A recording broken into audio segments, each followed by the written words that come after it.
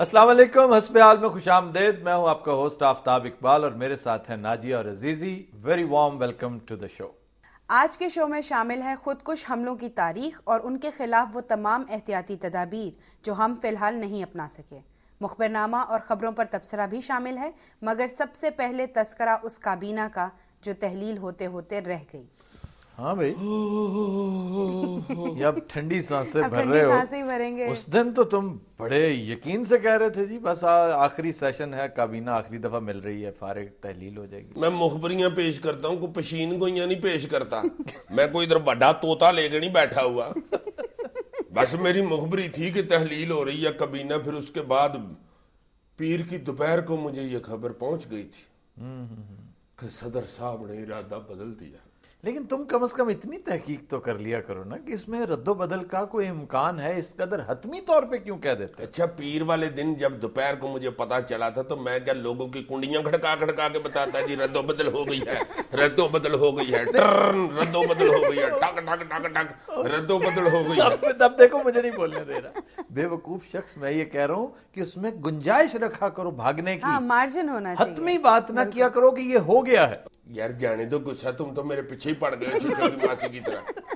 مجھے تو لگتا ہے کہ یہ صدر صاحب نے مجھے گندا کرانے کے لیے واپس لے لیا. گندے تو تم ہوئے ہو، یہ تو تم مانو یا نہ مانو. گندا میں کیا ہوں یار، میرا کوئی چرس کا ٹرک پکڑا گیا ہے.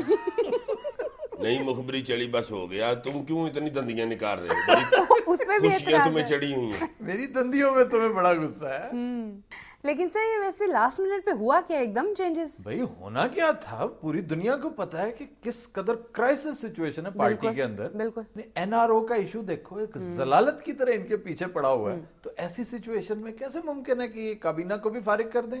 کہا تو یہ جا رہا ہے کہ 4 وزراء نے پرائم منسٹر سے رابطہ کیا اور انہیں کنونس کیا، بڑی لمبی چوڑے دلائل دیے. ایک قمر زمان کائرہ تھے، ایک نوید قمر تھے، ایک بابر روان اور ایک تھے رحمان ملک. بالکل. کہ جناب پارٹی میں رفٹ ہو جائے گی، پارٹی خلفشار کا شکار ہوگی، توڑ پھوڑ ہوگی، اور جس کی بنا پر پرائم منسٹر نے لاسٹ منٹ پہ چینج کر لیا. حالانکہ ایسا ہے نہیں. یہ گفتگو ضرور ہوئی ہے، لیکن جو اہم ترین بات تھی وہ یہ تھی کہ یہ ڈیسیژن بہت پہلے دوپہر کو ہی لے لیا گیا تھا. یہ ٹھیک کہہ رہا ہے. وہ ملاقات تو یہ شام کو لیٹ، یعنی وزراء مملکت ملے تھے 4 بجے چائے پر، اور وزراء ملے تھے فل منسٹرز جو ہیں وہ رات کو ڈنر پر. صحیح. لیکن ڈیسیژن یہ دوپہر بہت پہلے ہو چکا تھا کہ فی الحال کم از کم اگلے 15-20 دن تک، میں بھی 1 مہینے تک تو ایسا کوئی ایشو نہیں چھیڑا جائے گا. تو یہ ہوا. یار تمہیں کیا بتا، وزیر اعظم صاحب نے مرشد پاک بندہ کرا دیا. سرکار کو 5 منٹ کے لیے تحلیل کر دیتے جناب. سرکار کو تو بڑا غصہ ہے، اگر تم سرکار سے مراد پرائم منسٹر صاحب ہیں. نہیں تو اور کیا یار، میں مرشد پاک میدے ٹول کو کہتا ہوں. وزیر اعظم صاحب کوئی کہہ رہا ہوں. وزیر اعظم صاحب خود ناخوش ہیں اس بات پر. وہ تو خود بہت چھوٹی کابینہ چاہتے ہیں، وہ اس کابینہ کو تبدیل کرنا چاہتے ہیں. وہ 3 وزیر سنے کو تبدیل کی ہیں. ہاں، ان کے وہ محکمے تبدیل کیے ہیں. جاکھرانی صاحب جن کا بڑا تم چرچا کرتے رہتے تھے، ان کے جوڑوں میں تم بیٹھ چکے ہو. کیا ہوا جی؟ ان کا محکمہ چینج ہو گیا، وہ وزیر کھیل ہو چکے ہیں اس وقت. چلو وزارت صحت میں ان کو تجربہ کافی ہو گیا تھا وزارت کھیل کا. دیکھو پھر دیکھو بات کر گیا. اب مخدوم شہاب الدین آ گئے ہیں، رحیم یار خان والے ان کی جگہ. اچھا جی.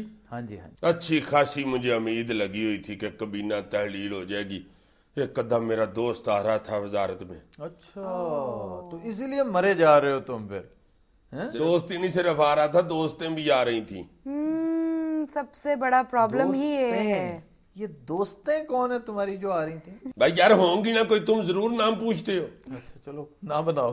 پتہ نہیں کیا ہوا ہے، کچھ نہ کچھ ویسے ہوا ضرور ہے یہ جو کابینہ تحلیل ہونے سے بچی ہے. تو تم اس کی خود تحقیق کیوں نہیں کر لیتے؟ اور میں نہیں کرتا پائی تحقیق. کیوں؟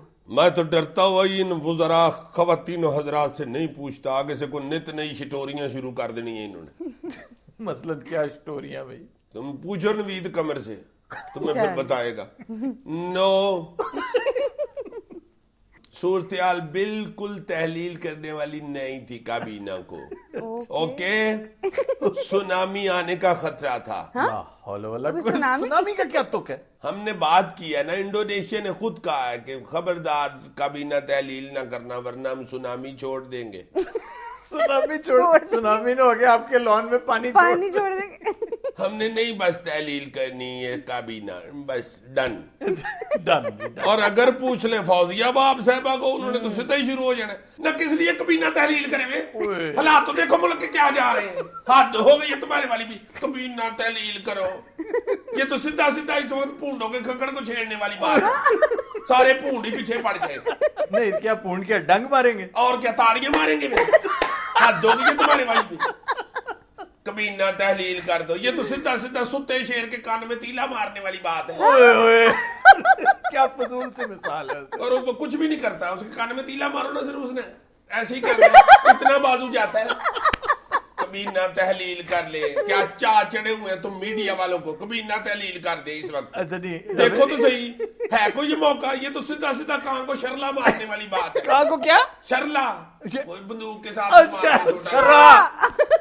آپ کیا باتیں کر رہی ہیں, آپ چھرا مارتے ہیں کان کو. میں نے ذرا بڑا کر دیا تو کیا تکلیف ہے, کان شرے سے مرتا ہے اسے شرلا ہی مارنا پڑتا ہے. شرلا چھرا ہی ہے اور شرلا اور کیا شرلے سے مرتا ہے وہ. نہیں تو پھر کیا ہوتا ہے اگر شرلا مارے تو؟ مار کے دیکھ ذرا کان کو شرلا. ایک کان کو شرلا مارے کو 2.5-3 لاکھ کان کٹھا ہو جاتا ہے. اور اس قسم کی گالیاں نکالتے ہیں بندے کو سمجھ بھی نہیں آتی. کان کی کان